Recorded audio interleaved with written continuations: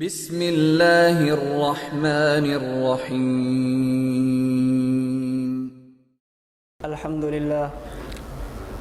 الحمدللہ وحدہ لا شریک لہ والصلاة والسلام علی من لا نبی بعدہ اما بعد فاعوذ باللہ من الشیطان الرجیم بسم اللہ الرحمن الرحیم وَإِذَا قُرِئَ الْقُرْآنُ فَاسْتَمِعُوا لَهُ وَأَنصِتُوا لَعَلَّكُمْ تُرْحَمُونَ اللهم صل على محمد وعلى آل محمد كما صليت على إبراهيم وعلى آل إبراهيم إنك حميد مجيد اللهم بارك على محمد وعلى آل محمد كما باركت على إبراهيم وعلى آل إبراهيم إنك حميد مجيد۔ ہمارے پیر و مرشد حضرت الاستاذ متکلم اسلام مولانا محمد الیاس گھمن حفظہ اللہ تعالی فرماتے ہیں کہ غیر مقلد دنیا میں اپنی دعوت اور مسلک کو عام کرنے کے لیے عموماً 4 کام کرتا ہے۔ اس وقت پوری غیر مقلدیت جو دنیا میں مختلف طریقوں سے مختلف جگہوں پر اہل سنت والجماعت احناف کے خلاف خصوصاً اور باقی اہل سنت والجماعت شوافع مالکیہ حنابلہ کے خلاف عموماً کام کرتے ہیں، اس میں ان کا طریقہ کار اور مسلک کی بنیاد 4 چیزیں ہیں۔ نمبر 1، غیر مقلد مسئلہ تقلید کو بنیاد بنا کر عوام کے ذہن میں یہ بات ڈالتے ہیں کہ اگر امام لینا ہو تو حنفیوں کے پاس جاؤ اور اگر نبی لینا ہو تو ہمارے پاس آ جاؤ، اگر فقہ لینی ہے تو ان کے پاس چلے جائیں، اقوال لینے ہیں تو وہاں چلے جائیں، اللہ کے نبی کی احادیث لینی ہے تو ہمارے پاس آ جائیں۔ وہ حضرت امام اعظم ابو حنیفہ اور فقہا کو اللہ کے نبی کے مقابلے میں کھڑا کرتے ہیں اور یہ بات عوام کے ذہن میں بٹھانے کی کوشش کرتے ہیں کہ مقلدین اپنے امام کی تقلید کر کے شرک فی الرسالت کے مرتکب ہوتے ہیں۔ یہ ان کا پہلا کام ہے۔ نمبر 2، نماز کے وہ مسائل جن میں احادیث 2 طرح کی ہیں۔ بعض احادیث وہ ہیں جو بظاہر غیر مقلدین کے مسلک کے مطابق ہیں، میں بظاہر کہہ رہا ہوں تاکہ بات آپ کے ذہن میں ہے کہ حقیقتاً ان کے دلائل نہیں ہیں۔ بعض روایات وہ جو بظاہر غیر مقلدین کی نماز کے مطابق ہیں، اور بہت ساری احادیث وہ جو حقیقتاً احناف کی نماز کے مطابق ہیں۔ تو غیر مقلدین وہ احادیث لے کر جو بظاہر ان کی تائید کرتی ہیں، وہ لے کر امت میں ایک شور مچاتے ہیں کہ دیکھو ہماری نماز حدیث والی اور احناف کی نماز حدیث کے خلاف ہے۔ حدیثیں 2 طرح کی ہیں، صرف اپنی احادیث لے کر دوسری قسم کی احادیث کو قطع نظر کرتے ہوئے بالکل چھوڑتے ہوئے یہ شور مچاتے ہیں کہ ہماری نماز حدیث والی اور احناف کی نماز امام والی۔ نمبر 3، ہمارے اکابر کی وہ عبارات جن کا تعلق تصوف سے ہے، جن کا تعلق عقیدے سے نہیں، جو کشف اور کرامات سے متعلق ہیں، عقیدے اور علم الکلام سے متعلق نہیں، اور ان میں سے بعض عبارات وہ جو بظاہر قرآن و سنت سے ٹکراتی ہیں، تو تصوف کی وہ عبارات اولیاء کی کشف و کرامات کو لے کر امت کو یہ پیغام دیتے ہیں کہ دیکھو علماء دیوبند کے عقائد کفریہ اور شرکیہ ہیں۔ عبارت تصوف کی ہوگی، بظاہر قرآن و سنت سے ٹکراتی ہوگی، بظاہر شریعت کے خلاف نظر آتی ہوگی، وہ لے کر کہیں گے کہ دیکھو ایک طرف علماء دیوبند کی کرامت ہے، دوسری طرف اللہ کا قرآن ہے، اس لیے ہم کہتے ہیں کہ علماء دیوبند کے عقائد کفریہ اور شرکیہ ہیں۔ ان کا تعلق عقائد سے نہیں ہوتا، تصوف سے ہوتا ہے۔ نمبر 4، فقہ حنفی کی وہ عبارات اور وہ مسائل جو یا تو غیر مفتہ بہا ہیں یا مفتہ بہا ہیں اور بظاہر قرآن و سنت سے ٹکراتے ہیں، ان مسائل کو لے کر عوام کے ذہن میں یہ بات بٹھاتے ہیں کہ فقہ حنفی قرآن و حدیث کے خلاف ہے۔ آپ پوری دنیا میں گھومیں، شاید حضرت استاد جی دامت برکاتہم العالیہ کے ان 4 لفظوں سے غیر مقلدیت باہر نہ نکلے۔ دنیا میں جہاں بھی کام کریں گے یہ 4 چیزیں ان کی بنیاد ہوں گی۔ نمبر 1، مسئلہ تقلید۔ نمبر 2، نماز کے وہ مسائل جن میں احادیث 2 طرح کی ہیں، اپنی احادیث کو لے کر نماز حدیث کے مطابق کہنا، دوسری احادیث کو چھوڑتے ہوئے احناف کی نماز کو حدیث کے خلاف کہنا۔ نمبر 3، ہمارے اکابر کی وہ عبارات جن کا تعلق تصوف سے ہے، جن کا تعلق عقیدے سے نہیں۔ یہ بات اچھی طرح ذہن میں رکھیں کہ جب عبارت تصوف کی ہوگی تو اس میں بحث تصوف کے طریقے سے ہوگی، اور جب عبارت عقیدے کی ہوگی تو بحث بھی بطور عقیدے کے کی جائے گی۔ تو وہ عبارات جن کا تعلق تصوف سے ہے، کشف کرامات سے ہے، وہ عبارات لے کر عوام کے ذہن میں یہ بات بٹھاتے ہیں، عوام کے ذہنوں کو خراب کرتے ہیں کہ علماء دیوبند کے عقائد کفریہ اور شرکیہ ہیں۔ نمبر 4، فقہ حنفی کے وہ مسائل جو یا تو غیر مفتہ بہا ہیں یا مفتہ بہا ہوں گے اور بظاہر قرآن و سنت سے ٹکراتے ہوں گے، ان مسائل کو لے کر کہتے ہیں کہ فقہ حنفی قرآن و حدیث کے۔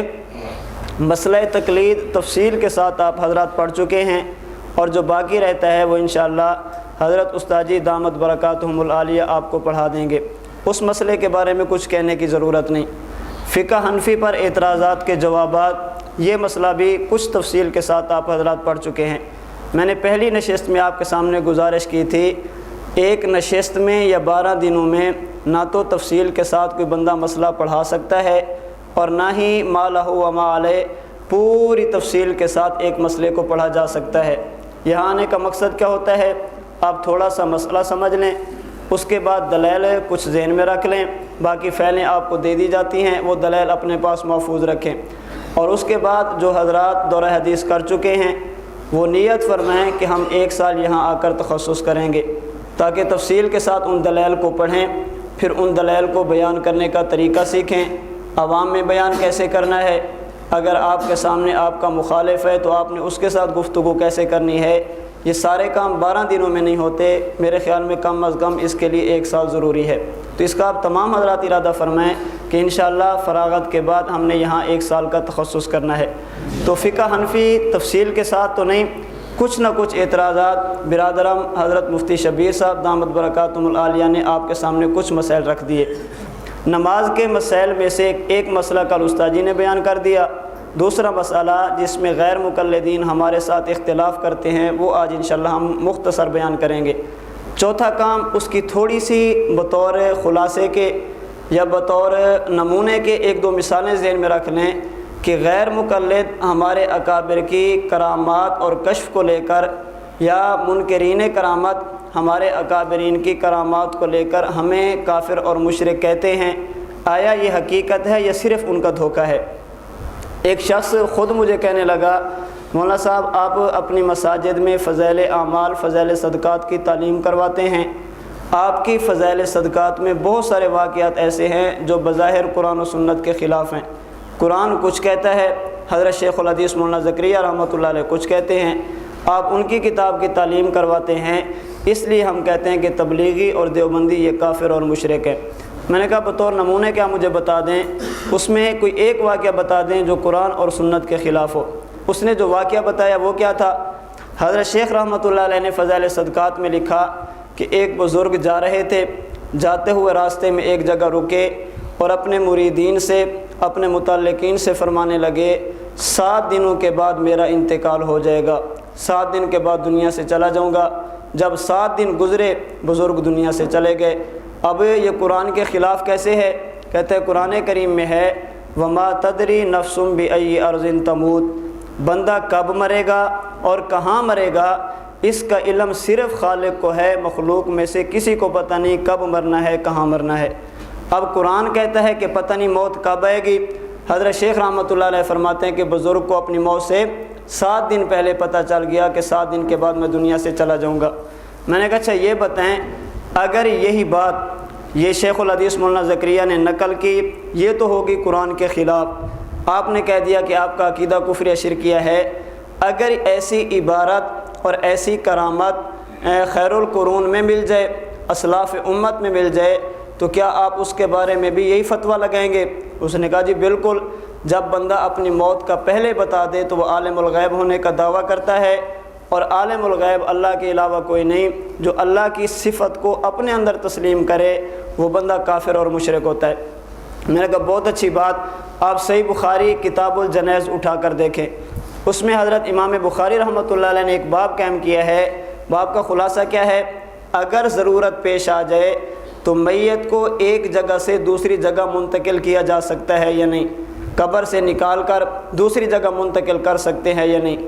اس باب کے تحت حضرت امام بخاری رحمۃ اللہ علیہ نے ایک حدیث نقل کی، صحابی رسول سیدنا جابر بن عبداللہ رضی اللہ تعالی عنہما، حضرت جابر فرماتے ہیں میں ایک مرتبہ جنگ میں تھا، کفار کے مقابلے میں نکلا، صبح ہماری جنگ ہونی تھی، کل ہماری لڑائی ہونی تھی، رات کو میرے والد سیدنا عبداللہ رضی اللہ عنہ نے بلایا اور فرمایا کہ بیٹا دیکھو کل اسلام اور کفر کی جنگ ہوگی، مسلمان اور کفار آمنے سامنے ہوں گے، مسلمان شہید ہو کر جنت میں جائیں گے اور کفار مردار ہو کر جہنم میں جائیں گے۔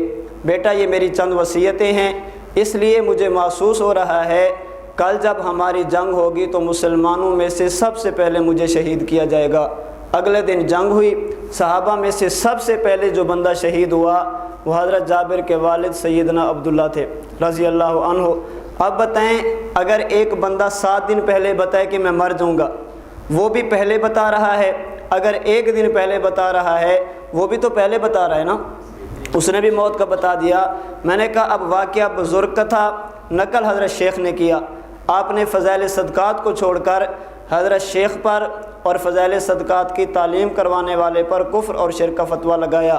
اب مسئلہ صحابی کا ہے، نقل کرنے والا بھی صحابی اور اس کو اپنی کتاب میں بیان کرنے والا حضرت امام بخاری ہیں رحمۃ اللہ علیہ۔ اب آپ مجھے بتائیں جب صحابی نے یہ پہلے موت کی خبر دے دی اور خبر بھی بالکل ٹھیک ثابت ہوئی، امام بخاری نے اس کو نقل کیا، صحابی پر کیا فتویٰ لگے گا اور امام بخاری پر کیا فتویٰ لگے گا؟ تو فوراً مجھے کہنے لگا مولانا صاحب یہ قرآن کے خلاف نہیں، یہ صحابی کی کرامت ہے۔ ہم نے کہا جس طرح یہ صحابی کی کرامت ہے، حضرت شیخ نے جو نقل کیا وہ ولی کی کرامت ہے، ہم صحابی کی کرامت بھی مانتے ہیں اور بعد میں آنے والے ولی کی کرامت بھی۔ اب دیکھو یہ عبارت قرآن کے خلاف نہیں تھی، حدیث کے خلاف نہیں تھی، اس پہ حضرت استاد جی دامت برکاتہم العالیہ کا تفصیلی ایک بیان موجود ہے جس کا عنوان ہے جب دنیا میں کوئی بندہ قرآن پر اعتراض کرے تو جواب علماء دیوبند دیتے ہیں، جب بندہ حدیث پر اعتراض کرے تو جواب علماء دیوبند دیتے ہیں، اور جب اعتراض دیوبند والوں پہ ہوتا ہے تو جواب یا قرآن دیتا ہے یا اللہ کے نبی کا فرمان دیتا ہے۔ انہوں نے قرآن کا دفاع کیا، قرآن نے ان کا دفاع کیا، انہوں نے حدیث کا دفاع کیا، حدیث ان کا دفاع کرتی ہے، انہوں نے صحابہ کا دفاع کیا اور صحابہ بات سمجھ آ گیا۔ اب دیکھو یہ عبارت قرآن کے خلاف تو نہیں تھی نا، اگر قرآن کے خلاف ہے تو صحابی سے بھی موجود ہے، اگر صحابی کی کرامت ہے تو بعد والے ولی کی بھی کرامت ہوگی۔ نمبر 2، ایک اور غیر مقلد اس نے اس پہ مستقل کتاب لکھی ہے، کتاب کا نام علماء دیوبند کے عقائد یا عقائد علماء دیوبندیت تاریخ و عقائد، طالب الرحمان نے اس کتاب کو اس نے اردو میں بھی لکھا، عربی میں بھی لکھا، اس میں اس نے ایسی بہت ساری کرامات ذکر کی ہیں اور پھر اس کے خلاف قرآن و حدیث پیش کر کے عوام کے ذہن میں یہ بات ڈالنے کی کوشش کی ہے کہ یہ لوگ کافر اور مشرک ہیں۔ ان میں سے ایک مسئلہ اس نے اٹھایا کہ ان کے فلاں بزرگ کے پاس ایک عورت گئی اور وہ حاملہ تھی، دعا کروانے کے لیے تو بزرگوں نے کہا انشاءاللہ اللہ آپ کو بیٹا دے گا۔ کہتے ہیں قرآن کریم میں ہے وَيَعْلَمُ مَا فِي الْأَرْحَامِ، والدہ کی پیٹ میں بیٹا ہے یا بیٹی، اس کا علم کس کے پاس ہے؟ اللہ کے پاس، اور بزرگوں کو پتہ چل جاتا ہے کہ پیٹ میں، بات سمجھ آ گئی، اولاد نہیں ہوتی، یہ چلے جاتے ہیں بزرگوں کے پاس، بزرگ تعویذ لکھ کے دیتے ہیں، پھر اپنی کتابوں میں لکھتے ہیں کہ ہمارے فلاں پیر صاحب نے عورت کو تعویذ دیا، اللہ نے اسے اولاد عطا فرما دی۔ اولاد دینے والے اللہ ہیں یا تعویذ ہیں؟ بات سمجھ آ گئی۔ اب اس طرح کی اس نے عبارتیں لے کر، اس طرح کے کرامات اور کشف کو لے کر اس نے علماء دیوبند کو کافر اور مشرک کہا۔ ہم کہتے دیکھیں ایک ہے تعویذ کا دینا، تعویذ کا دینا برکت کے لیے یا دم کروانا، اس کی شریعت میں گنجائش موجود ہے۔ دوسری بات ہم کہتے ہیں ہمارے اکابرین نے تعویذ دیا تو غلط کیا، اگر انہوں نے تعویذ دیا خدا نے اولاد دے دی یہ تو ہو گیا غلط۔ اگر آپ حضرات ہمارے اکابرین کی کتابوں کی بجائے اپنے اکابرین کو پڑھیں تو شاید آپ کو اعتراض کا موقع نہ ملے۔ ایک غیر مقلد گزرے ہیں صوفی محمد عبداللہ صاحب، یہ غیر مقلد پیدائشی نہیں تھے، ان کو کیسے غیر مقلد کیا گیا؟ یہ کتاب چھپی ہے صوفی عبداللہ حالات و خدمات اس عنوان سے، اس کتاب کے صفحہ 80 پر موجود ہے کہ صوفی صاحب پیدائشی اہل حدیث نہیں تھے، مولوی فضل الہی نے ان کو افطاری کرا کے اہل حدیث بنایا۔ پیدائشی اہل حدیث نہیں تھے، کیا کیا؟ کھانا کھلا کر، کسی کو افطاری کرا کے اور کسی کو، بات سمجھ آ گئی، کسی کو کچھ دے کر کسی کو کچھ دے کر یہ اہل حدیث بناتے ہیں۔ تو انہوں نے اہل حدیث بنایا۔ اس کتاب کے اندر موجود ہے کہ ایک عورت تھی، اس کے ہاں اولاد نہیں ہوتی تھی، بیٹا نہیں ہوتا، بیٹی نہیں ہوتی، تو وہ صوفی صاحب کے پاس چلی گئی۔ صوفی صاحب سے جا کر کہنے لگی کہ ہمارے ہاں اولاد نہیں ہوتی، خاوند بھی ساتھ تھا۔ تو صوفی صاحب نے کیا کام کیا؟ اس سے پہلے انہوں نے عنوان قائم کیا کہ صوفی صاحب اللہ سے منواتے تھے، منوانے کے طریقے مختلف ہوتے تھے۔ اس موقع پر کیا کیا؟ صوفی صاحب نے نیچے سر جھکایا اور زمین پر لکیر کھینچی، کہا 1، پھر دوسری لکیر کھینچی، کہا 2، پھر تیسری کھینچی، کہا 3۔ جب چوتھی کھینچنے لگے، ابھی لکیر آدھی کھینچی تھی، 4 کا لفظ نہیں کہا تھا، تو جو اس عورت کا خاوند تھا اس نے ہاتھ پکڑ لیا، اس نے کہا بابا جی بس اتنے کافی ہیں۔ اب یہ چلے گئے۔ وہ اس کتاب میں موجود ہے، چونکہ 3 لکیریں مکمل تھی، چوتھی لکیر آدھی تھی، اس کے بعد اللہ نے اس بندے کو 3 بیٹے کامل عطا کیے، اور چوتھا بیٹا ابھی پورا مدت نہیں ہوئی تھی، اس کا حمل ساقط ہو گیا۔ ہم کہتے ہیں اگر ہمارے اکابرین تعویذ لے کر دیں یہ تو قرآن کے خلاف ہے، اگر تم لکیریں کھینچ کر دو تو یہ بات سمجھیے۔ چلو لکیروں سے بھی بڑھ کر اسی کتاب میں صوفی صاحب کی کرامت موجود ہے۔ ایک عورت صوفی صاحب کے پاس آئی اور آ کر کہنے لگی کہ ہمارے ہاں بیٹا نہیں ہوتا، ہمارے ہاں اولاد نہیں ہوتی۔ صوفی صاحب نے پہلے تو فرمایا کہ میری اپنی نہیں ہے، میں آپ کو کیا کروں گا۔ خیر پھر بعد میں جلال میں آئے اور عورت کو کہا کہ آپ اپنا منہ کھولیں۔ عورت نے منہ کھولا، صوفی صاحب نے عورت کے منہ میں پھونک ماری، اس میں تھوک کی آمیزش بھی تھی، جس کی وجہ سے عورت کو حمل ہو گیا۔ یعنی ہمارے اکابرین تعویذ لکھ کر دیں تو قرآن کے خلاف، تم پھونکوں سے حمل کرتے رہو تو پھر بات سمجھی، تمہارے ہاں پھونک سے حمل ہو جائے تو قرآن کے خلاف نہیں۔ ہمارے اکابرین اگر قرآن و سنت کے مطابق تعویذ لے کر دے دیں تو یہ کیا ہوتا ہے؟ صوفی صاحب جا رہے ہیں، راستے میں ایک مرید کے ہاں رکے، سامنے بھینس کھڑی ہوئی تھی۔ اس نے کہا صوفی صاحب دعا کریں، یہ ہر مرتبہ کٹا دیتی ہے، کٹی نہیں دیتی۔ صوفی صاحب نے اس کی دھوم پکڑی اور یوں ہی لے کر دے کٹی دے کٹی دے کٹی، 3 مرتبہ اس کو جھٹکا دیا۔ اس کے بعد بھینس نے مسلسل 3 کٹیاں دی۔ اگر ایسی عبارت ہمارے اکابرین لکھیں تو قرآن کے خلاف، اگر اپنے اکابرین کی عبارتیں ہوں تو پھر کیا ہوتی ہیں؟ کرامات اہل حدیث۔ اب بات سمجھی، اگر یہ عبارتیں قرآن کے خلاف ہیں تو صرف دیوبندیوں کی یا ہر ایک کے قرآن کے خلاف ہوں گی؟ جب آپ نے یہ کہنی ہے تو اس نے آگے سے کہنا ہے کہ میں صوفی عبداللہ کا مقلد نہیں ہوں، میں اس کو نہیں مانتا۔ آپ اس سے پوچھیں تو صوفی عبداللہ کا مقلد نہیں تو کیا حاجی امداد اللہ مہاجر مکی کا مقلد ہے؟ نہ تو مقلد اس کا ہے، نہ مقلد اپنے عالم کا ہے۔ جب مقلد دونوں کا نہیں، پھر تیرا حق بنتا تھا تو کتاب میں دونوں واقعہ نقل کرتا، دونوں کو کافر اور مشرک کہتا۔ ایک کو کافر اور مشرک کہنا، اہل حدیث کو کچھ نہ کہنا، یہ اس بات کی دلیل ہے کہ دال میں یا تو کچھ کالا ہے یا ساری دال کالی ہے۔ تو مقلد نہ تو اس کا ہے نہ مقلد اپنے عالم کا ہے۔ ایک کی مخالفت کرنا، دوسرے کو کچھ نہ کہنا، یہ اس بات کی دلیل ہے کہ تم اپنے اکابرین کو مانتے ہو، لیکن فرق کیا ہے؟ ہم علماء دیوبند کو مانتے بھی ہیں، اگر کوئی اعتراض کرے تو دفاع بھی کرتے ہیں۔ تم مانتے ہو لیکن چونکہ دفاع نہیں کر سکتے اس لیے کہہ سکتے ہو کہ ہمارے اکابرین کے ساتھ ہمارا کسی قسم کا کوئی تعلق نہیں۔ خیر یہ میں سمجھانے کے لیے مثالیں دے رہا تھا۔ ایسی عبارات لیں گے جن کا تعلق تصوف سے ہوگا، جو کشف اور کرامات کے متعلق ہوں گی، اور کہیں گے کیا علماء دیوبند کے عقائد کفریہ شرکیہ ہیں، حالانکہ وہ تصوف کی عبارات ہوں گی، عقیدے کی بات نہیں ہوں گی، اس کو عقیدہ بنا کر پیش کرتے ہیں۔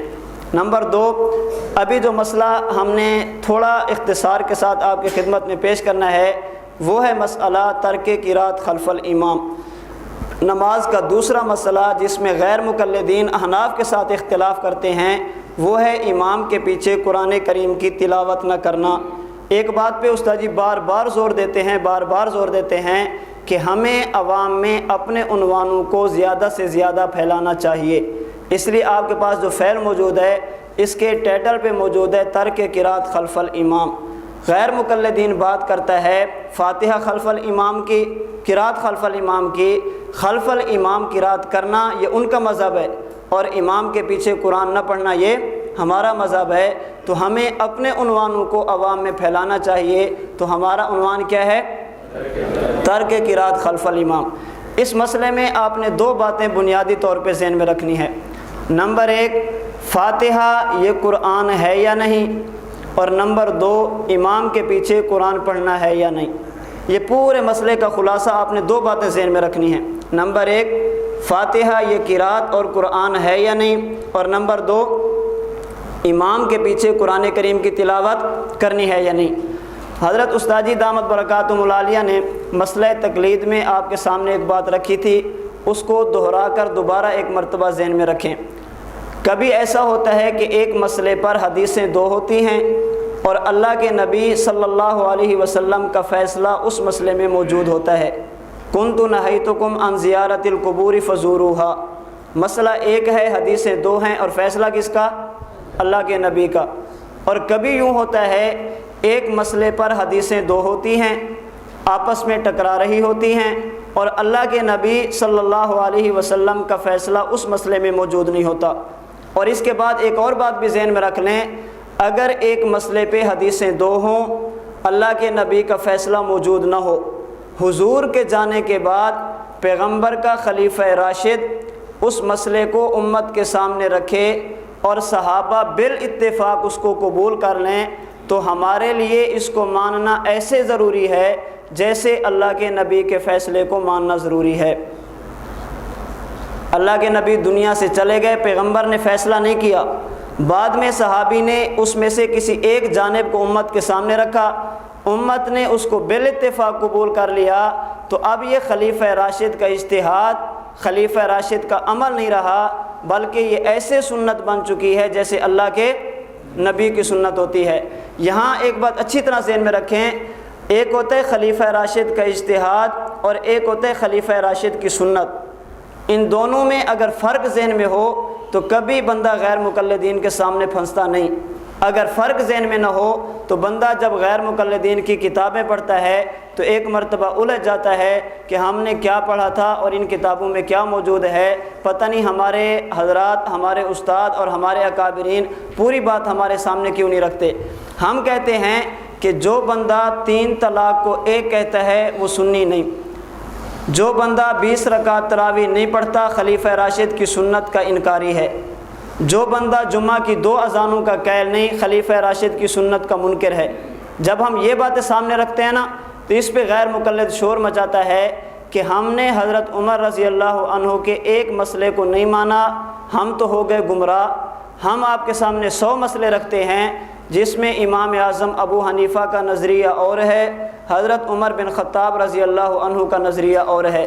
اگر غیر مقلد ایک مسئلہ نہ مانے وہ تو ہو جاتا ہے اہل بدعت، وہ تو حضرت عمر کی سنت کا منکر ہو جاتا ہے، اور جو بندہ حضرت عمر کے 100 مسئلے نہ مانے وہ سنی کیسے ہوگا؟ یہ اعتراض انہوں نے اس لیے کیا ہے، انہوں نے خلیفہ راشد کا اجتہاد اور خلیفہ راشد کی سنت کے درمیان فرق نہیں سمجھا۔ بات اچھی طرح ذہن میں رکھیں، اللہ کے نبی دنیا سے چلے گئے، اللہ کے نبی کے جانے کے بعد خلیفہ راشد نے صحابہ کے سامنے کوئی کام کیا، صحابہ کے سامنے کوئی مسئلہ رکھا، آگے سے صحابہ کھڑے ہو گئے، حضرت عمر سے کہنے لگے ہم اس مسئلے میں آپ سے اختلاف کرتے ہیں، آپ کا موقف اور ہے، ہمارا موقف اور ہے۔ اب یہ 2 صحابہ کا آپس میں اختلاف ہو گیا، آپ حضرت عمر کی رائے کو لے لیں تو ٹھیک ہے، آپ حضرت عمر سے اختلاف کرنے والے صحابی کو رائے کو لے لیں تو ٹھیک ہے۔ جس مسئلے میں 2 صحابہ کا اختلاف ہو جائے اس میں آپ ایک صحابی کو لیں تو ٹھیک، آپ دوسرے صحابی کو لیں تو ٹھیک ہے۔ نمبر 2، حضرت عمر بن خطاب رضی اللہ عنہ نے یا کسی خلیفہ راشد نے صحابہ کے سامنے مسئلہ رکھا، آگے سارے صحابہ خاموش بیٹھے رہے، کسی ایک صحابی نے اس کی مخالفت نہیں کی، اب یہ خلیفہ راشد کا اجتہاد نہیں، خلیفہ راشد کی سنت ہوگی۔ بات سمجھو، خلیفہ راشد کی رائے سے صحابی اختلاف کرے، یہ ہے خلیفہ راشد کا اجتہاد۔ آپ اس میں خلیفہ راشد کو لے لیں تو ٹھیک ہے، آپ دوسرے صحابی کو لے لیں تو ٹھیک ہے۔ خلیفہ راشد نے مسئلہ رکھا اور کسی ایک صحابی نے اختلاف نہیں کیا، اب یہ خلیفہ راشد کا اجتہاد نہیں بلکہ کیا ہوگی؟ سنت ہوگی۔ ہم دنیا بھر کے غیر مقلدین سے کہتے ہیں ہمارا نظریہ ایک مجلس کی 3 طلاقیں 3 ہیں، اگر کوئی بندہ بیوی کو 3 طلاقیں دے تو 3 ہے۔ حضرت عمر بن خطاب کا فیصلہ موجود ہے، آپ حضرت عمر رضی اللہ عنہ کے اس فیصلے کے وقت جتنے صحابہ موجود ہیں آپ دنیا میں ایک صحابی پیش کر دیں جس نے حضرت عمر کے اس فیصلے کے بعد 3 طلاق کو ایک کہا ہو۔ حضرت عمر نے فرمایا 3 ہیں، سارے صحابہ نے اس کو تسلیم کر لیا، کسی ایک صحابی نے اختلاف نہیں کیا۔ حضرت عمر نے فرمایا تراویح آج کے بعد 20 ہے، آپ ایک صحابی پیش نہیں کر سکتے جس نے حضرت عمر کی رائے سے اختلاف کیا ہو۔ حضرت عثمان کے دور میں تراویح 20 تھی، آپ ایک صحابی پیش نہیں کر سکتے جس نے عثمان کی رائے سے اختلاف کیا ہو۔ حضرت علی کے دور میں تراویح 20 تھی، آپ ایک صحابی پیش نہیں کر سکتے جس نے حضرت علی کی رائے سے اختلاف کیا ہو۔ حضرت عثمان فرماتے ہیں آج کے بعد جمعہ کی اذانیں 2، آپ ایک صحابی پیش نہیں کر سکتے جس نے حضرت عثمان کی رائے سے اختلاف کیا ہو، آپ ایک صحابی پیش کر دیں، ہم مان لیں گے کہ ہم اہل سنت والجماعت میں سے نہیں، ہمارا نظریہ خلیفہ راشد کے مخالف ہو گیا۔ اگر دنیا میں کوئی ایک صحابی بھی ان مسائل میں خلیفہ راشد کی رائے سے اختلاف کرنے والا نہیں، اب اس مسئلے کو خلیفہ راشد کا اجتہاد نہیں کہیں گے، بلکہ اس کی وہ حیثیت ہوگی جو اللہ کے نبی کی سنت کی ہوتی ہے۔ فرق سمجھو، ایک ہے خلیفہ راشد کا اجتہاد اور ایک ہے خلیفہ راشد کی سنت۔ کل عصر کے بعد ایک طالب علم میرے پاس آیا اور آ کر کہنے لگا استاد جی مماتی کہتے ہیں اپنے علماء سے لکھواؤ کہ کیا علماء دیوبند کی ہر تحقیق کو ماننا ضروری ہے؟ آپ جو اکابرین کی بات کرتے ہیں یہ قاسم نانوتوی کی بات نہیں مانتے، یہ دیوبندی نہیں ہیں، حضرت گنگوہی کو نہیں مانتے، دیوبندی نہیں ہیں۔ آپ اپنے علماء سے لکھوائیں کیا علماء دیوبند کی ہر تحقیق کو ماننا ضروری ہے؟ میں نے کہا دیکھیں، جس طرح غیر مقلد نے خلیفہ راشد کے اجتہاد اور خلیفہ راشد کی سنت کے درمیان فرق نہیں سمجھا، وہ عوام کو دھوکے دیتا ہے، اسی طرح مماتیوں نے بھی اکابرین علماء دیوبند کے اقوال کی حیثیت کو نہیں سمجھا۔ بات اچھی طرح ذہن میں رکھیں، اگر ایک مسئلے میں علماء دیوبند کا آپس میں اختلاف ہو جائے، بعض کی رائے اور ہے، بعض کی رائے اور ہے، آپ ان 2 میں سے جس کی رائے کو بھی لے لیں، آپ دیوبندی ہیں، دیوبندیت سے نکلیں گے نہیں۔ جس مسئلے میں علماء دیوبند کا اختلاف ہو، آپ ایک کی رائے کو لے لیں تو ٹھیک ہے، آپ دوسرے کی رائے کو لے لیں تو ٹھیک ہے، لیکن ایک بات اچھی طرح ذہن میں رکھیں، 2 صحابہ کا آپس میں اختلاف ہو جائے، ایک صحابی کی رائے کو لینا یہ بالکل اہل سنت والجماعت کی علامت ہے، لیکن ایک کو لے کر دوسرے صحابی پر تنقید کرنا یہ اہل سنت والجماعت کی نشانی نہیں۔ 2 صحابہ کا اختلاف ہو گیا، آپ جس کی دلیل کو مضبوط سمجھیں آپ اس کی رائے کو لے لیں، دوسرے سے اختلاف کریں لیکن اس پہ تنقید کرنے کا حق حاصل نہیں۔ جس طرح صحابی میں سے ایک کے قول کو لے کر دوسرے پر تنقید کرنا جائز نہیں، اسی طرح علماء دیوبند میں سے ایک کے قول کو لے کر دوسرے کو کافر اور مشرک کہنا یہ بھی درست نہیں ہے۔ اگر علماء دیوبند کا اختلاف ہو جائے، آپ ایک کی رائے لے لیں تو ٹھیک ہے، آپ دوسرے کی رائے لے لیں تو ٹھیک ہے، لیکن جس مسئلے پہ تمام علماء دیوبند جمع ہو جائیں اس مسئلے کی حیثیت بالکل جدا ہوتی ہے۔ اس مسئلے میں دیوبند کو ماننے والا یہ دیوبندی ہوتا ہے اور ان کی تحقیقات کو نہ ماننے والا دیوبندی نہیں ہوتا۔ ہم مماتیوں سے کہتے ہیں اللہ کے نبی قبر میں زندہ، اللہ کے نبی کی قبر پہ جا کر سلام پڑھیں، حضور سنتے بھی ہیں، پیغمبر جواب بھی دیتے ہیں، اگر یہاں سے پڑھیں فرشتے پہنچا دیتے ہیں، اللہ کے نبی کے وسیلے سے دعا مانگیں بالاتفاق جائز ہے، پیغمبر کے روضے پہ جا کر استشفاء کریں بالاتفاق جائز ہے، پیغمبر پر اعمال پیش ہوتے ہیں بالاتفاق جائز ہے۔ آپ 1957 سے پہلے، 1957 کے بعد نہیں، 1957 سے پہلے دھرتی میں ایک دیوبندی عالم پیش کر دو جس نے کہا ہو کہ نبی قبر میں زندہ نہیں، جو نبی کو قبر میں زندہ مانے وہ کافر اور مشرک ہے۔ آپ ایک عالم پیش کر دو، ہم مان لیں گے علماء دیوبند کا اختلاف ہے۔ جب کسی ایک نے اختلاف نہیں کیا، اب اس کی حیثیت ذاتی رائے کی نہیں ہے۔ جس طرح تمام صحابہ ایک مسئلے پہ جمع ہو جائیں، ماننے والا اہل و سنت ہوتا ہے، نہ ماننے والا اہل و سنت نہیں ہوتا، اسی طرح جس مسئلے پر، جس عقیدے پر تمام علماء دیوبند جمع ہو جائیں اس کو ماننے والا دیوبندی اور منکر دیوبندی نہیں ہوتا۔ ہم کہتے ہیں اکابرین کی ہر تحقیق کو ماننا ضروری نہیں، لیکن جس مسئلے پہ تمام دیوبندی جمع ہو جائیں پھر اس سے انکار کرنا بھی جائز نہیں ہے، اس کو ماننے والا دیوبندی ہوتا ہے اور انکار کرنے والا دیوبندی۔ بات سمجھ آ گئی؟ فرق ذہن میں آ گیا؟ خیر، ایک مسئلے پر حدیثیں 2 ہوں اور فیصلہ اللہ کے نبی کا ہو، اس کی حیثیت اور ہے۔ اگر ایک مسئلے پر حدیثیں 2 ہوں اور فیصلہ اللہ کے نبی کا نہ ہو، فیصلہ مجتہد یا فقیہ کا ہو تو اس کی حیثیت بالکل جدا ہے۔ اس مسئلے میں ترک قرات خلف الامام میں حدیثیں دونوں طرح کی ہیں۔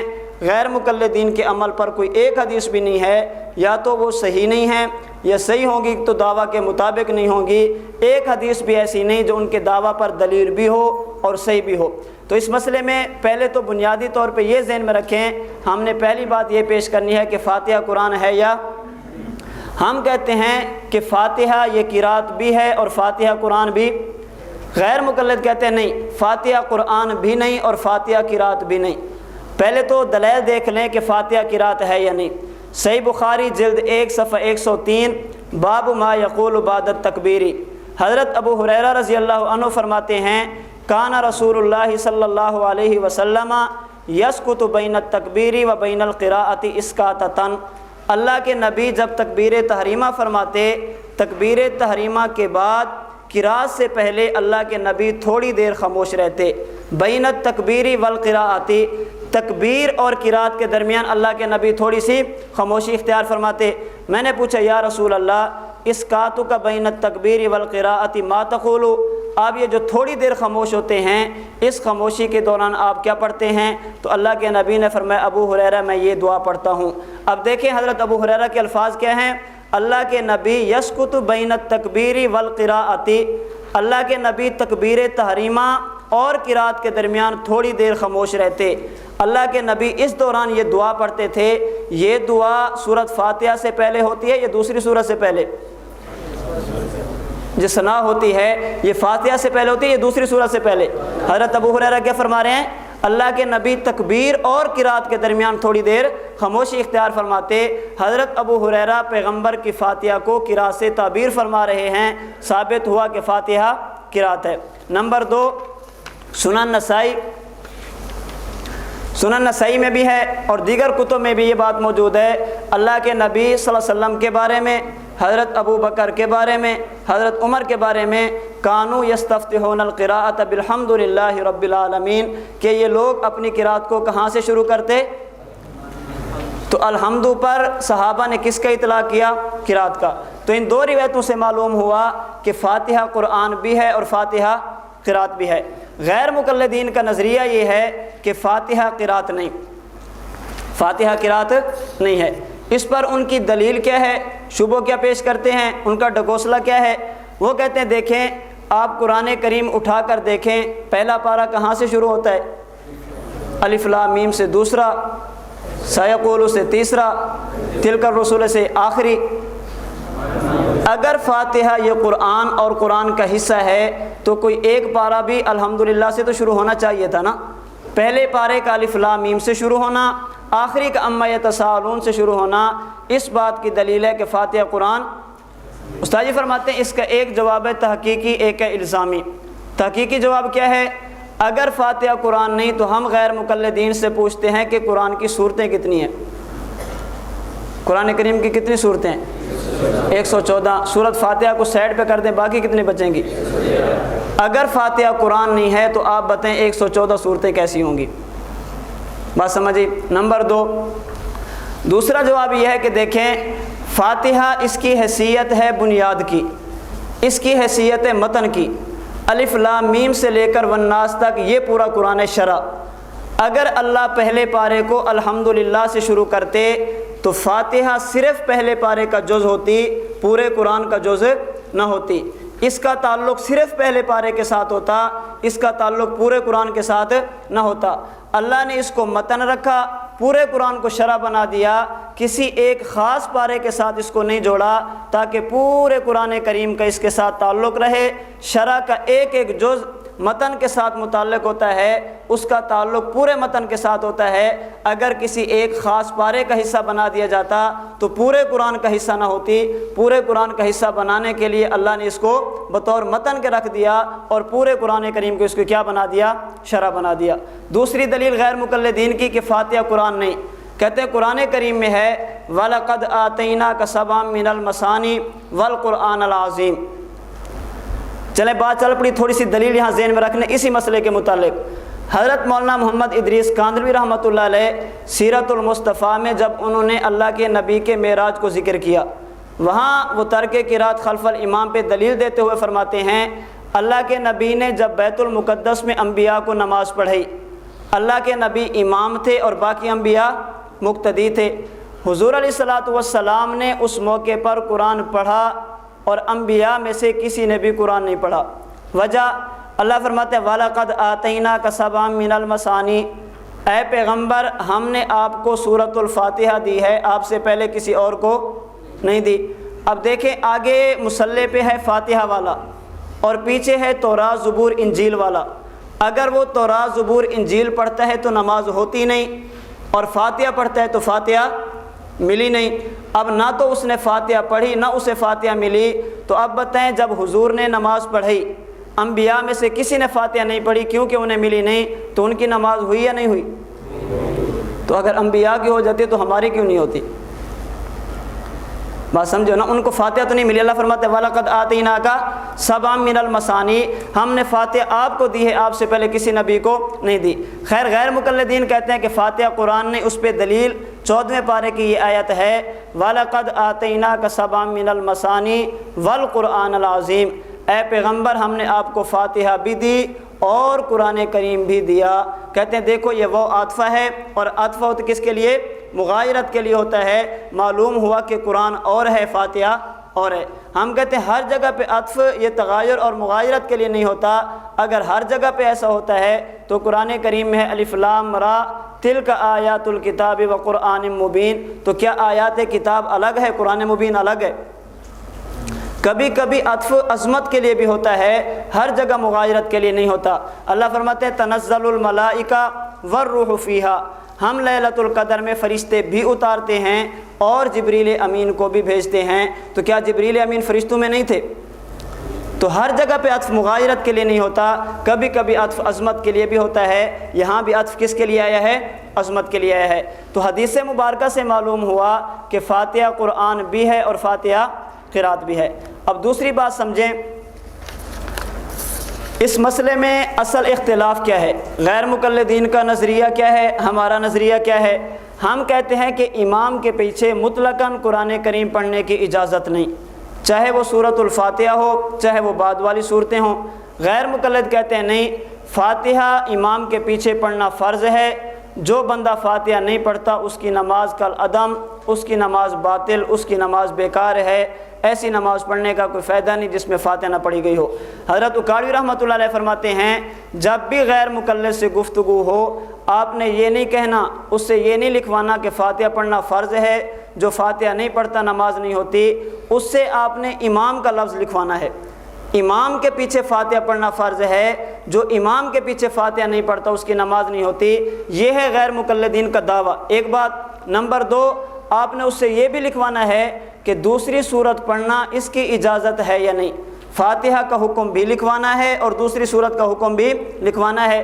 اس نے کہنا ہے کہ امام کے پیچھے فاتحہ پڑھنا ضروری ہے اور دوسری صورت پڑھنا جائز نہیں۔ اب آپ نے اسے کہنا ہے کوئی ایسی دلیل پیش کر جو صحیح بھی ہو، تیرے پورے دعوے کے مطابق ہو، جس میں یہ بات موجود ہو کہ فاتحہ پڑھنا فرض ہے، اس کے بغیر نماز نہیں ہوتی، جو امام کے پیچھے فاتحہ نہیں پڑھتا نماز بیکار ہے، اور امام کے پیچھے دوسری صورت پڑھنے کی اجازت نہیں ہے۔ جو پڑھتے ہو اس کا ثبوت دکھانا ہے، اور جو نہیں پڑھتے اس کی نفی بھی پیش کرنی ہے، اور پیش بھی صحیح حدیثوں سے کرنی ہے۔ آپ نے ضعیف حدیثوں سے، اقوال سے اس کو ثابت نہیں کرنا، بلکہ آپ کا دعویٰ اہل حدیث کے دو اصول اطیع اللہ و اطیع الرسول، آپ صرف صحیح حدیثوں کو مانتے ہیں، ضعیف حدیثوں سے بالکل اجتناب فرماتے ہیں۔ اب غیر مقلدین سے کہیں آپ کوئی ایک حدیث ایسی پیش کر دیں جس میں آپ کے دعویٰ کی دونوں جزیں ہوں، امام کے پیچھے فاتحہ پڑھنا فرض، جو نہیں پڑھتا نماز نہیں ہوتی، اور نمبر دو امام کے پیچھے دوسری صورت پڑھنے کی گنجائش موجود نہیں۔ ہم مطلقاً قرات کی نفی کرتے ہیں، ہم ایسی دلیل پیش کریں گے جس میں ہوگا کہ امام کے پیچھے قرآن نہیں پڑھنا چاہیے۔ آپ ایک صورت پڑھتے ہیں، 113 صورتوں کی نفی کرتے ہیں، آپ کے ذمے ایسی دلیل ہوگی جس میں ایک کا ثبوت ہو اور 113 کی نفی موجود ہو۔ اب ہمارے مسلک پر دلیل کیا ہے؟ دلیل نمبر 1 دیکھیں، سورہ اعراف آیت نمبر 204، اللہ فرماتے ہیں وَإِذَا قُرِئَ الْقُرْآنُ فَاسْتَمِعُوا لَهُ وَأَنصِتُوا لَعَلَّكُمْ تُرْحَمُونَ، جب قرآن کریم کی تلاوت کی جائے آپ خاموشی کے ساتھ اس کو توجہ سے سنو، وانصتوا اور خاموش رہو تاکہ اللہ رب العزت تم پر رحم فرمائیں۔ حضرت امام احمد رحمۃ اللہ علیہ فرماتے ہیں فالناس علی ان ھذا فی الصلاۃ، لوگوں کا اس بات پر اتفاق ہے کہ یہ آیت کس کے بارے میں نازل ہوئی؟ بات سمجھیے، میں نے اس کا معنی اتفاق کیا، اس کی وجہ آگے آخری لائن میں آپ دیکھیں تو آپ کو عبارت ملے گی اجمع الناس علی ان ھذہ الآیہ فی الصلاۃ، پوری امت کے اس بات پر اتفاق ہے کہ یہ آیت کس کے بارے میں نازل ہوئی؟ نماز کے بارے میں۔ جب نماز کے بارے میں نازل ہوئی تو اللہ کیا فرماتے ہیں؟ جب امام قرآن کریم تلاوت کرے تو آپ نے کیا رہنا ہے؟ خاموش رہنا ہے۔ دوسری تفسیر دیکھیں، یہ پہلے اس پہ چند شبہات ہیں وہ سمجھ لیں۔ اللہ نے فرمایا کہ جب امام قرآن کی تلاوت کرے تو تم نے کیا رہنا ہے؟ خاموش رہنا ہے۔ قرآن پڑھا جائے تو آپ نے توجہ سے سننا ہے۔ اس پہ غیر مقلدین بطور شبہ کے ایک دلیل پیش کرتے ہیں کہ دیکھیں اگر امام کی قرات کے وقت خاموش رہنا ضروری ہے تو آپ کو ہم دیکھتے ہیں کہ صبح کی نماز کھڑی ہو جاتی ہے، آپ کے چند مقتدی دیر سے اٹھتے ہیں، وہ جاتے ہیں اور پیچھے ایک صف میں کھڑے ہو کر سنتیں پڑھنا شروع کر دیتے ہیں۔ اب امام مصلی پہ قرآن پڑھ رہا ہے اور آپ کا مقتدی تو وہ اپنی قرات کر رہا ہے یا امام کی سن رہا ہے؟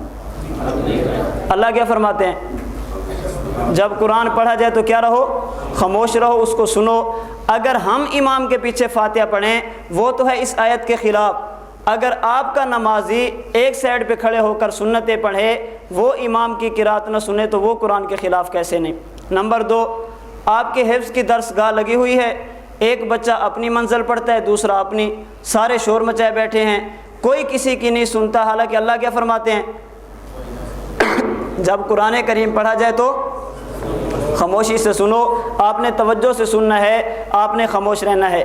اگر آپ کا نمازی سنتیں پڑھے وہ اس آیت کے خلاف نہیں، آپ کے حفظ کے بچے قرآن پڑھیں وہ اس آیت کے خلاف نہیں، اگر ہم امام کے پیچھے پڑھیں تو یہ اس آیت کے خلاف کیسے ہوگا؟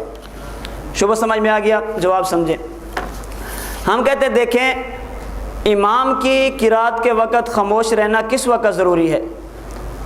حضرت مفسرین میں سے امام نصفی رحمۃ اللہ علیہ نے اپنی تفسیر میں لکھا ہے فالجمہور علی انہ فی استماع المؤتم، جمہور کا مذہب اور مسلک یہ ہے، یہ آیت عام نہیں ہے بلکہ یہ آیت خاص ہے، جب بھی قرآن پڑھا جائے خاموش رہو، ایسا مسئلہ نہیں۔ اصل مسئلہ کیا ہے؟ حضرت فرماتے ہیں یہ حکم اس بندے کو ہے جب امام اور مقتدی کی نماز ایک ہو، اگر امام کی نماز اور ہو مقتدی کی نماز اور ہو تو یہ آیت اس کے بارے میں نہیں بلکہ آیت اس کے بارے میں ہے جب امام بھی فرض پڑھ رہا ہو اور مقتدی بھی وہی فرض پڑھ رہا ہو۔ اگر امام کی نماز اور مقتدی کی نماز جدا جدا ہو گئی تو یہ حکم اس بندے کو ہے نہیں۔ ہم کہتے ہیں کہ چونکہ فرض پڑھنے والا امام وہ فرض پڑھا رہا ہے اور پچھلی صف میں کھڑا ہو کر نماز پڑھنے والا شخص وہ سنتیں پڑھ رہا ہے، چونکہ دونوں کی نماز جدا جدا ہے، دونوں کی نماز الگ الگ ہے، جب نماز الگ الگ ہو تو حکم بھی الگ ہوتا ہے۔ چونکہ نماز ایک نہیں ہے اس لیے ہمارا مقتدی اگر سنتیں پڑھتا بھی رہے تو اس میں کسی قسم کے حرج کی بات نہیں ہے۔ شبہ نمبر 2، اگر امام کی قرات کے وقت خاموش رہنا ضروری ہے، آپ تشہد میں بیٹھتے ہیں، درود شریف کے بعد کون سی دعا پڑھتے ہیں؟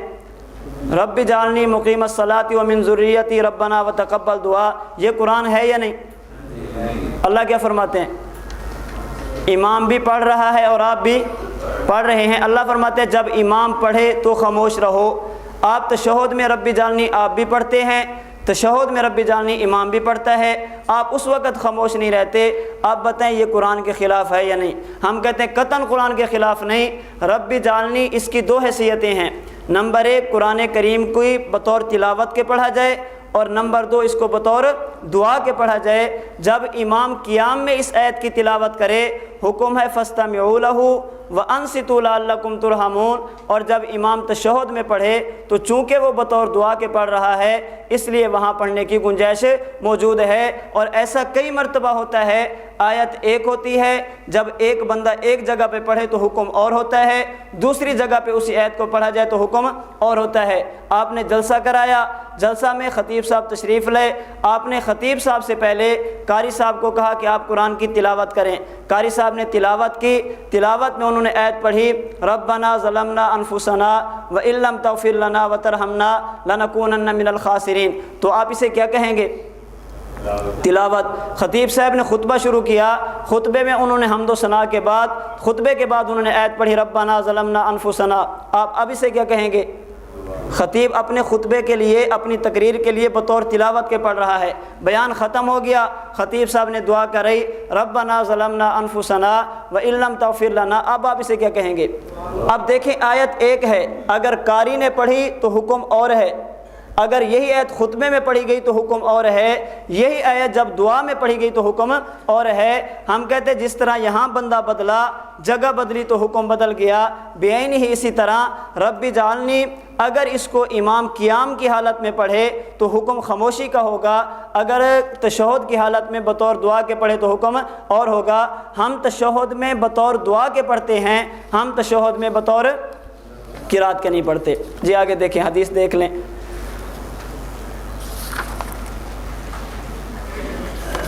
اس مسئلے پر حدیث دیکھیں، حدیث نمبر 1۔ حضرت ابو موسیٰ اشعری رضی اللہ تعالیٰ عنہ فرماتے ہیں رسول اکرم صلی اللہ علیہ وسلم نے ارشاد فرمایا، اللہ کے نبی نے نماز کا طریقہ سکھایا، اس میں اللہ کے نبی نے فرمایا اذا صلیتم فاقیموا صفوفکم، جب نماز پڑھو تو اپنی صفوں کو درست کرو، پھر امام ایک بن جائے، جب نماز شروع ہو جائے پھر کام کیا کرنا ہے؟ اذا کبر فکبروا، امام اللہ اکبر کہے تو تم بھی اللہ اکبر کہو، وَإِذَا قَرَأَ فَأَنصِتُوا، جب امام قرآن کی تلاوت شروع کرے تو آپ خاموش ہو جاؤ، وَإِذَا قَالَ غَيْرِ الْمَغْضُوبِ عَلَيْهِمْ وَلَا الضَّالِّينَ فَقُولُوا آمین، جب امام فاتحہ ختم کرے تو تم نے کیا کہنی ہے؟ آمین کہنی ہے۔ اب دیکھیں اللہ کے نبی نے تقسیم فرما دی، امام نے اللہ اکبر کہنا ہے تو آپ نے بھی اللہ اکبر، امام نے جب قرآن کی تلاوت شروع کرنی ہے تو آپ نے کیا رہنا ہے؟ خاموش رہنا ہے، اور جب امام سورۃ الفاتحہ ختم کرے، اللہ کے نبی نے یہ نہیں فرمایا اذا قال الامام غیر المغضوب علیہم ولا الضالین فقولوا غیر المغضوب علیہم ولا الضالین، یہ نہیں فرمایا، فرمایا کہ جب امام فاتحہ ختم کرے تو تم نے کیا کہنی ہے؟ آمین کہنی ہے۔ معلوم ہوا تکبیر کہنا امام کے بھی ذمے، مقتدی کے بھی ذمے، قرآن کریم کی تلاوت کرنا امام کے ذمے ہے، مقتدی کے ذمے نہیں ہے، سورۃ فاتحہ ختم کرنا امام کے ذمے اور اس پہ آمین کہنا یہ مقتدی کے ذمے ہے۔ حضرت اکاڑوی رحمۃ اللہ علیہ کا ایک مرتبہ ایک غیر مقلد سے مناظرہ ہوا، اور ثالث وہ ان پڑھ تھا، ان پڑھ کا معنی عالم نہیں تھا، دین پڑھا ہوا نہیں تھا۔ حضرت اکاڑوی نے جب یہ حدیث مبارک پیش کی تو اس نے کہا مولوی صاحب یہ روایت شاذ ہے، اذا قرأ فانصتوا، یہ روایت شاذ ہے۔ حضرت اکاڑوی رحمۃ اللہ علیہ نے فرمایا مولوی صاحب یہ حصہ شاذ نہیں بلکہ سکہ کی زیادتی ہے، زیادتی سکہ ہے۔ اب وہ بندہ پریشان بیچارہ ثالث، اس نے کہا مولوی صاحب مجھے تو نہیں پتہ شاذ کسے کہتے ہیں، زیادتی سکہ کسے کہتے ہیں، تو غیر مقلد چونکہ غیر مقلد تھا نا، اس نے آگے سے جواب دیا اگر آپ کو پتہ نہیں تو 8 سال آ کر مدرسے میں پڑھ لیں، آپ کو پتہ چل جائے گا۔ یہ غیر مقلد تھا۔ حضرت اکاڑوی رحمۃ اللہ علیہ کا علم دیکھیں اور زبان دیکھیں کہ انہوں نے اصول حدیث کی اصطلاحات کو عوام میں کیسے سمجھایا۔ حضرت اکاڑوی فرمانے لگے اگر آپ مجھے اجازت دیں میں آپ کو 1 منٹ میں سمجھاتا ہوں شاذ کسے کہتے ہیں اور زیادتی سکہ کسے کہتے ہیں۔ اس نے کہا مولوی صاحب آپ سمجھا دیں۔ حضرت اکاڑوی نے فرمایا کہ آپ کے پاس صبح 10 بندے آئے اور آ کر کہنے لگے آج فجر کی نماز امین اکاڑوی نے پڑھی، ادھر سے 3 بندے اور آ گئے، انہوں نے کہا کہ آج صبح کی نماز امین اکاڑوی نے نہیں بلکہ اس غیر مقلد نے پڑھی۔ اب یہ 10 بندے ثقہ ہیں، 3 بندے ضعیف ہیں، جو کہتے ہیں نماز امین نے پڑھی یہ ثقہ ہیں، جو کہتے ہیں غیر مقلد نے پڑھی یہ ضعیف ہیں۔ اب چونکہ ان 2 اور 3 کا قول اس ثقہ کی جماعت کے خلاف ہے، ہم ان 3 کی بات کو کہیں گے کہ یہ شاذ ہے۔ بات سمجھا کہ یہ ہے شاذ۔ اور زیادتی سکہ کسے کہتے ہیں؟ آپ کے پاس 10 بندے آئے اور آ کر انہوں نے بتایا کہ آج صبح کی نماز امین نے پڑھی، اور دوسرے نے آ کر بتایا ایک بندے نے کہ آج صبح کی نماز امین نے پڑھی، اور انہوں نے پہلی رکعت میں یہ سورت پڑھی اور دوسری رکعت میں یہ سورت پڑھی۔ یہ 10 بندوں کی خبر دینا یہ بھی ٹھیک ہے۔ اب 11واں بندہ آ کر 10 کی مخالفت نہیں کر رہا، وہ ایک ایسی چیز بتا رہا ہے جو پہلے 10 نہیں بتاتے، اسے کہتے ہیں زیادتی سکہ۔ بات سمجھو، پہلے 10 نے بتایا کہ نماز انہوں نے پڑھی، 11واں کہتے ہیں کہ ٹھیک ہے نماز انہوں نے پڑھی لیکن صورتیں یہ پڑھی ہیں۔ ہم کہتے ہیں کہ دیکھیں بین ہی اسی طرح بعض راویوں نے بتایا جب امام تکبیر کہے تو تکبیر کہو، جب امام رکوع کرے تو رکوع کرو، جب امام سجدہ کرے تو سجدہ کرو، جب امام فاتحہ ختم کرے تو آمین کہو۔ آگے سے ایک راوی آیا، اس نے کہا ہاں اللہ کے نبی نے یہ بھی فرمایا اور ساتھ یہ بھی فرمایا اذا قرأ فانصتوا، جب امام قرآن پڑھے تو آپ خاموش رہو۔ اس راوی نے دوسروں کی مخالفت نہیں کی بلکہ ایک ایسی زائد چیز بتائی ہے جو پہلے 10 نے نہیں بتائی۔ اگر ایک راوی زائد چیز بتا دے اسے شاذ نہیں کہتے بلکہ بات سمجھی، تو اذا قرأ فانصتوا یہ شاذ نہیں ہے بلکہ زیادتی سکہ ہے۔ جی حدیث نمبر 2 دیکھیں، یہی روایت حضرت ابو ہریرہ سے بھی ہے، سنن ابن ماجہ صفحہ نمبر 61، باب اذا قرأ الامام فانصتوا۔ حضرت ابو ہریرہ فرماتے ہیں اللہ کے نبی نے فرمایا انما جعل الامام لیتم بہ فاذا کبر فکبروا واذا قرأ فانصتوا واذا قال غیر المغضوب علیہم ولا الضالین فقولوا آمین۔ حضرت ابو ہریرہ نے فرمایا اللہ کے نبی فرماتے ہیں جب امام تکبیر کہے تو تکبیر کہو، جب امام قرات کرے تو خاموش رہو، جب امام غیر المغضوب علیہم ولا الضالین کہے تو آمین کہو۔ اب یہ مسئلہ اللہ کے نبی نے بتایا، ہم اللہ کے نبی کے حکم پہ عمل کرتے ہیں۔ جب امام تکبیر کہتے ہیں تو ہم بھی تکبیر کہتے ہیں، امام قرآن پڑھتا ہے تو ہم خاموش رہتے ہیں، امام فاتحہ ختم کرتا ہے تو ہم اس پہ آمین کہتے ہیں۔ جو حکم اللہ کے نبی نے دیا احناف اس پہ پورا عمل کرتے ہیں، جو باتیں اللہ کے نبی نے کرنے کی بتائی ہم وہ سب کرتے ہیں، اور جن چیزوں سے اللہ کے نبی نے منع کیا ہم اسے رک جاتے ہیں۔ یہ ہے ما آتاکم الرسول فخذوہ وما نہاکم عنہ فانتہوا، اللہ کے نبی جس کا حکم دیں اس کو کرنا، جس سے منع کریں اس سے رک جانا۔ اذا کبر فکبروا، اللہ کے نبی نے حکم دیا۔ اذا قرأ فانصتوا، فانصتوا کے ضمن میں اللہ کے نبی نے امام کے پیچھے پڑھنے سے منع کیا، نبی نے تکبیر کہنے کا حکم دیا، احناف تکبیر کہتے ہیں، نبی نے قرات کے وقت خاموش رہنے کا حکم دیا اور قرات کرنے سے منع کیا، ہم بھی رک جاتے ہیں۔ اس کا معنی ہے اللہ کے نبی جو حکم دے اس کو کر لو اور جن چیزوں سے منع فرمائے ان سے رک جاؤ۔ ایک دو حدیث موقوف بھی دیکھ لیں، صحابہ کے اقوال اس بارے میں کیا ہیں۔ حضرت علی المرتضیٰ رضی اللہ تعالیٰ عنہ کے بارے میں ہے، بلکہ حضرت موسیٰ بن عقبہ وہ فرماتے ان رسول اللہ صلی اللہ علیہ وسلم و ابو بکر و عمر و عثمان کانوا ینہون عن القراءۃ خلف الامام۔ مصنف عبد الرزاق جلد 2 صفحہ 90 اور صفحہ 91، حدیث نمبر 2813۔ اللہ کے نبی، حضرت ابو بکر، حضرت عمر، حضرت عثمان یہ سارے کے سارے امام کے پیچھے قرآن پڑھنے سے منع فرماتے تھے۔ حضرت علی المرتضیٰ کے بارے میں مصنف ابن ابی شیبہ جلد 3 صفحہ 278 پر ہے، آپ فرماتے ہیں من قرأ خلف الامام فقد اخطأ الفطرہ، جو بندہ امام کے پیچھے قرآن پڑھتا ہے وہ اپنی فطرت پر نہیں ہے، وہ فطرت کو چھوڑ گیا ہے۔ نمبر 3، حضرت عبداللہ بن مسعود فرماتے ہیں ان سے پوچھا گیا یا ابا عبد الرحمن اقرأ خلف الامام، حضرت عبداللہ بن مسعود سے کسی نے پوچھا کیا میں قرآن امام کے پیچھے پڑھوں؟ انہوں نے فرمایا انصت، امام کے پیچھے خاموش رہو، فإن فی الصلاۃ شغلا وسیکفیک ذلک الامام، اگر آپ کا امام قرآن پڑھے گا تو آپ کو امام کا قرآن کافی ہے، آپ کو الگ پڑھنے کی ضرورت نہیں ہے۔ حضرت جابر بن عبداللہ کے بارے میں ہے، آپ فرماتے ہیں من صلی رکعۃ لم یقرأ فیہا بأم القرآن فلم یصلی، آپ فرماتے ہیں کہ جو بندہ نماز پڑھے اور کسی ایک رکعت میں بھی اس نے فاتحہ نہ پڑھی تو اس کی نماز نہیں ہوئی، اس نے نماز نہیں پڑھی۔ ہاں الا وراء الامام، اگر امام کے پیچھے ہو تو پھر نماز ہو جاتی ہے۔ اب ایک طرف فتویٰ ہے صحابی کا، ایک طرف فتویٰ ہے وہابی کا۔ صحابی فرماتے ہیں امام کے پیچھے نہیں ہو تو نماز نہیں ہوگی، امام کے پیچھے نماز پڑھ رہے ہو اگر وہاں فاتحہ نہ پڑھو تو نماز ہو جاتی ہے۔ وہابی کہتے ہیں نماز نہیں ہوتی۔ ہم صحابی کی بات مانیں یا وہابی کی؟ تو صحابی جب فرما دیں کہ نماز ہو جاتی ہے، ہم صحابی کے مقابلے میں کسی کی بات کو نہیں مانتے۔ حضرت عبداللہ بن عمر کے بارے میں ہے کان اذا سئل هل يقرأ احد خلف الامام، کیا کسی ایک کے لیے گنجائش موجود ہے کہ امام کے پیچھے قرآن پڑھے؟ انہوں نے مسئلہ بتایا، فرمایا اذا صلی احدکم خلف الامام فحسبہ قراءۃ الامام، جب امام کے پیچھے ہو تو امام کی قراءت کافی ہے۔ واذا صلی وحدہ فلیقرأ، اور جب اکیلے نماز پڑھو تو قرآن کی تلاوت کر لیا کرو۔ وکان عبداللہ بن عمر، حضرت عبداللہ بن عمر کا اپنا عمل کیا تھا؟ لا یقرأ خلف الامامی، حضرت عبداللہ بن عمر خود بھی امام کے پیچھے قرآن نہیں پڑھتے تھے۔ یہ وہ عبداللہ بن عمر ہے جب رفع یدین کے مسئلے میں آ جائے غیر مقلد کہتے ہیں سب سے بڑے متبع سنت تھے، اللہ کے نبی کی سنتوں پر سب سے زیادہ عمل کرنے والے تھے۔ ہم پوچھتے ہیں کہ صرف ایک مسئلے میں یا تمام مسائل میں؟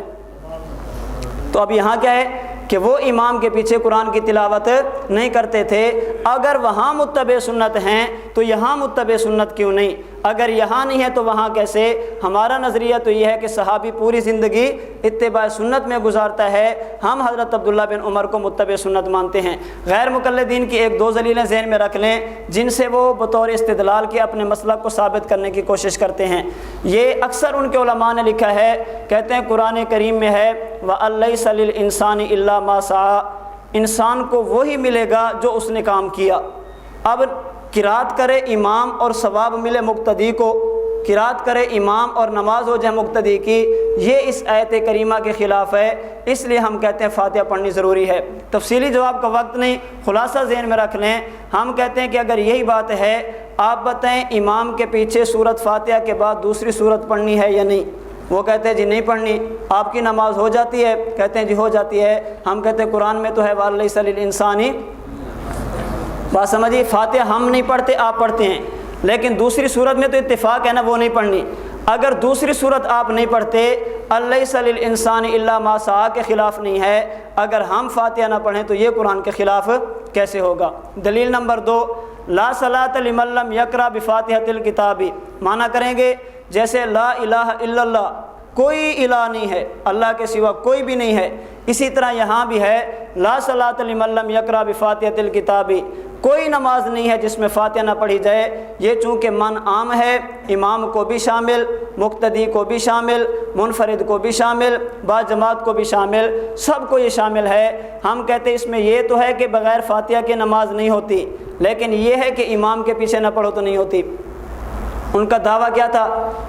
امام کے پیچھے یا ویسے؟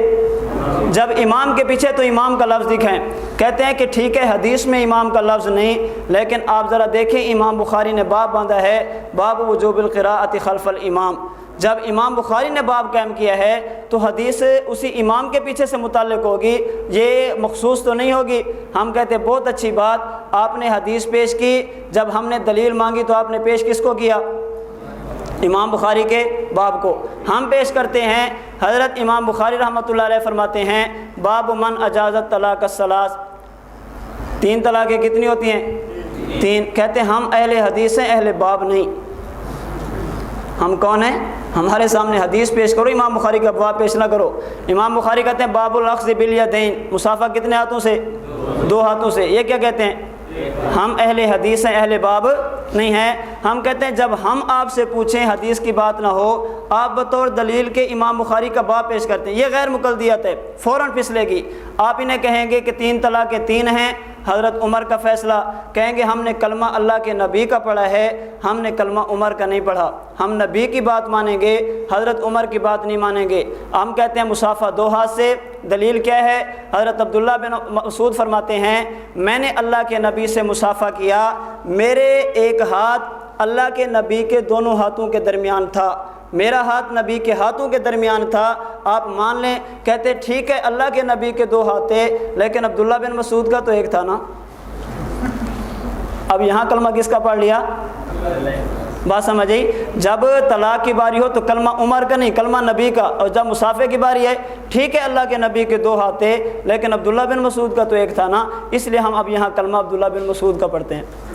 بات سمجھ آ گئی؟ تو لا صلاۃ لمن لم یقرأ یہ دلیل آپ کی نہیں، اور یہ صرف ہمارا نظریہ نہیں ہے بلکہ یہی نظریہ صحابی رسول سیدنا جابر بن عبداللہ رضی اللہ عنہ کا ہے۔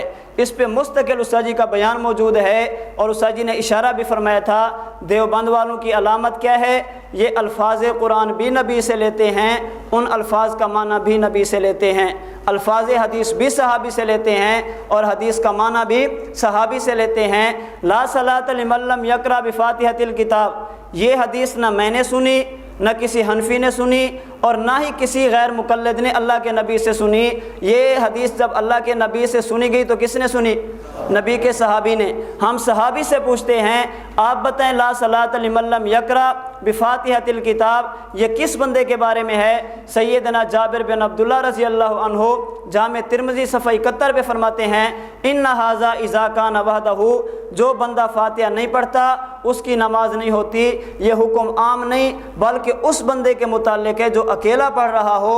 اگر امام کے پیچھے ہے فرماتے من کان لہ امام فقراءۃ الامام لہ قراءۃ لا صلاۃ لمن لم یقرأ، یہ ہے مقتدی کے بارے میں نہیں، یہ ہے منفرد کے بارے میں۔ من کان لہ امام فقراءۃ الامام لہ قراءۃ، یہ کس کے متعلق ہے؟ یہ مقتدی کے متعلق ہے۔ تو ہم کہتے ہیں حدیث کا ایک معنی صحابی نے کیا اور ایک معنی وہابی نے کیا ہے۔ ہم غیر مقلدین والا معنی نہیں لیتے، ہم حدیث کے الفاظ بھی صحابی سے لیں گے، حدیث کا معنی بھی صحابی سے لیں گے، نہ حدیث کے الفاظ وہابی سے لیتے ہیں نہ حدیث کا معنی وہابی سے لیتے ہیں۔ ہمیں صحابی مبارک، تمہیں وہابی مبارک۔ بات ٹھیک ہے غلط ہے؟ تو صحابی نے معنی کیا کیا؟ آخری حدیث ذہن میں رکھ لیں، سیدنا ابو ہریرہ سے ہے، حضرت ابو ہریرہ رضی اللہ عنہ نے حدیث بیان کی کہ جو بندہ فاتحہ نہیں پڑھتا اس کی نماز ناقص ہے۔ 3 مرتبہ فرمایا فَيَّ خِدَاجٌ خِدَاجٌ خِدَاجٌ، اس کی نماز ناقص ہے ناقص ہے ناقص ہے۔ آگے سے ایک بندہ کھڑا ہوا، اس نے کہا ابو ہریرہ ہم تو کبھی کبھی امام کے پیچھے بھی ہوتے ہیں، آپ فرماتے ہیں کہ فاتحہ نہ پڑھو تو نماز نہیں ہوتی، ہم امام کے پیچھے بھی ہوتے ہیں تو پھر؟ حضرت ابو ہریرہ نے فرمایا اقرأ بہا فی نفسک، اس کا معنی ہم کرتے ہیں۔ ابو ہریرہ نے فرمایا جب اکیلے ہو تو اس وقت پڑھ لیا کرو، اور غیر مقلد اس کا معنی کرتا ہے ابو ہریرہ نے فرمایا کہ آہستہ پڑھ لیا کرو۔ بات سمجھ؟ اگر آپ حدیث کے الفاظ پہ غور کریں نا تو آپ کو اندازہ ہوگا اس وقت ماحول کیا تھا۔ حضرت ابو ہریرہ فرماتے ہیں کہ فاتحہ نہیں پڑھی تو نماز نہیں ہوگی۔ اس میں سارے آ گئے، مقتدی منفرد سارے آ گئے نا۔ جب سارے آ گئے تو آگے تابعی کھڑا ہو کر پوچھتا ہے یا ابا ہریرہ انا نکون وراء الامام، ہم تو امام کے پیچھے بھی ہوتے ہیں۔ کیا مطلب؟ ہم تو امام کے پیچھے ہم تو امام کے پیچھے نہیں پڑھتے۔ تابعی کا سوال کرنا اس بات کی دلیل ہے اس وقت عرب کا ماحول یہ تھا کہ وہ امام کے پیچھے پڑھتے نہیں تھے۔ اگر امام کے پیچھے پڑھتے ہوتے سوال کرنے کی ضرورت ہی نہیں تھی۔ حضرت ابو ہریرہ نے جواب دیا اقرأ بہا فی نفسک، امام کے پیچھے نہیں پڑھنی، ہاں جب اکیلے ہو تو پڑھ لیا کرو۔ یہاں انفس کا معنی آہستہ نہیں، انفس کا معنی اکیلے ہے۔ اگر یہاں انفس کا معنی آہستہ نہیں آہستہ ہے تو پھر ہم آپ سے پوچھتے ہیں قرآن کریم میں اللہ نے اپنے نبی کو حکم دیا اے پیغمبر تبلیغ کرو وَقُلْ لَهُمْ فِي أَنفُسِهِمْ، اور ان کو آہستہ آہستہ تبلیغ کرو۔ ایسے آپ تفسیریں اٹھا کر دیکھیں، مفسرین نے معنی اس کا کیا ہے جب یہ اکیلے ہونا ان کو وہاں جا کر ملا کرو۔ اللہ رب العزت فرماتے ہیں من ذکرنی فی نفسہ ذکرتہ فی نفسی، کیا مطلب؟ جو مجھے آہستہ یاد کرے جا اکیلا بیٹھ کر۔ تو ہر جگہ نفس اور انفس کا معنی آہستہ نہیں ہوتا بلکہ قرآن اور حدیث بتاتی ہے کہ کبھی کبھی اس کا معنی بات سمجھ آ گئی۔ خیر خلاصہ آخر میں ذہن میں رکھ لیں امام کے پیچھے قرآن کریم کی تلاوت کرنی ہے یا نہیں؟ ہم کہتے ہیں امام کے پیچھے 114 صورتوں میں سے کسی صورت پڑھنے کی بھی اجازت نہیں۔ ہم نے قرآن پیش کیا اور تفسیر خود نہیں، صحابی رسول سیدنا عبداللہ بن عباس کی کتاب القراءت بہقی میں موجود ہے، وہ فرماتے ہیں اللہ کے نبی صلی اللہ علیہ وسلم نماز پڑھتے تھے، صحابہ پیچھے قرآن پڑھتے تھے۔ جب قرآن کریم کی یہ آیت نازل ہوئی اذا قرئ القرآن فاستمعوا له وانصتوا، اس کے بعد اللہ کے نبی پڑھتے تھے اور صحابہ خاموش رہتے تھے۔ پہلے پڑھتے تھے، آیت نازل ہوگی تو صحابہ نے پڑھنا چھوڑ دیا۔ تو تفسیر کی سیدنا عبداللہ بن عباس نے۔ غیر مقلدین سے آپ نے 2 باتیں لکھوانی ہیں اور دونوں پر دلیل لینی ہے۔ نمبر 1 امام کے پیچھے فاتحہ نہ پڑھیں تو نماز نہیں ہوتی۔ نمبر 2 امام کے پیچھے دوسری صورت پڑھنا جائز نہیں۔ اب اسے آپ نے کہنا ہے ایسی دلیل پیش کر جو صحیح بھی ہو، صریح بھی ہو، غیر معارض بھی ہو، مرفوع بھی ہو، تیرے دعوے پر پوری دلیل موجود ہو جس میں یہ الفاظ ہوں امام کے پیچھے فاتحہ پڑھنا فرض ہے، جو نہیں پڑھتا نماز نہیں ہوتی، اس فاتحہ کے علاوہ دوسری صورت پڑھنے کی گنجائش نہیں۔ انشاءاللہ غیر مقلد آپ کے سامنے ایک دلیل بھی ایسی پیش نہیں کر سکتا۔ جو دلیل پیش کرے گا دعوے کے مطابق ہوگی تو صحیح نہیں ہوگی، اور اگر صحیح ہوگی تو دعوے کے مطابق نہیں ہوگی۔ غیر مقلدین کے اصول کے مطابق دلیل کا صحیح ہونا بھی ضروری ہے اور حدیث کا دعوے کے مطابق ہونا بھی ضروری ہے۔ اللہ رب العزت ہم سب کو اس فتنے سے محفوظ فرمائے۔ وآخر دعوانا ان الحمد للہ رب العالمین۔